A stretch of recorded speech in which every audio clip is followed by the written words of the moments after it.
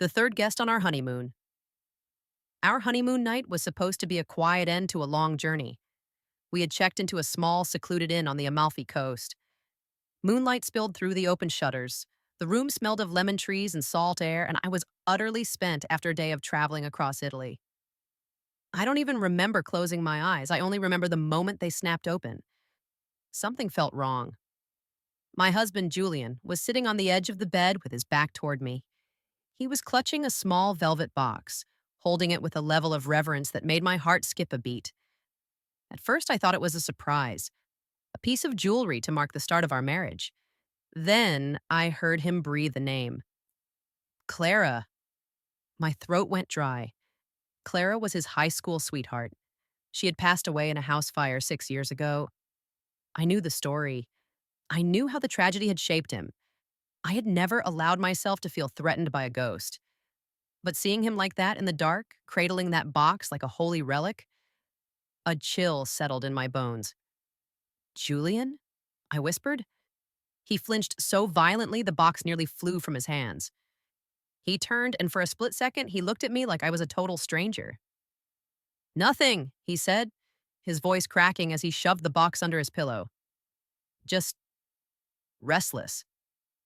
I sat up, pulling the sheets to my chest. What's in the box? He stared at the wall for a long time. It's Clara's ashes. I felt a wave of cold numbness wash over me. You brought her ashes on our honeymoon? She always wanted to see Italy, he said, refusing to meet my eyes. Then he stood up and disappeared into the bathroom, turning the shower on. I sat frozen. Something about the way he said it, the lack of grief replaced by a strange, hidden urgency, made my blood run cold. As soon as I heard the water running, I reached under the pillow. The box was light. Too light. I told myself to stop, that I was desecrating a memory. But I opened it anyway. There were no ashes inside. Instead, I found a gold locket engraved with the letter C, a stack of recent receipts from a local cafe, and a photograph. It wasn't an old, faded memory.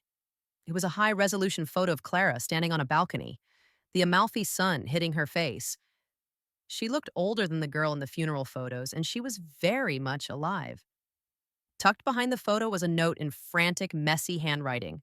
When she's asleep, come to the terrace. My hands wouldn't stop shaking. By sunrise, I had my bags by the door. I told Julian I was leaving and that the marriage was over. He didn't argue. He didn't beg.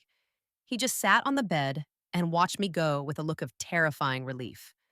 A week later, while staying at a friend's apartment in London, my phone rang. No caller ID. Did you like the view in Amalfi? A woman's voice asked softly. I hung up immediately. That night, an email landed in my inbox. Subject: You weren't supposed to be there. It contained a video file, security footage from the hallway outside our hotel room. Timestamp: 3:12 a.m. I watched Julian walk out of the room.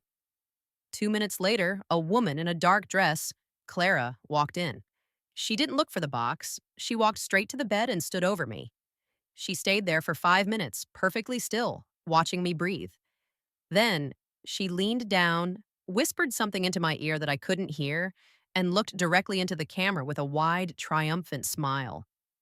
The email ended with a single sentence. You saved yourself. He belonged to me. 3 days later, the news broke. Julian had been found dead in that same hotel room.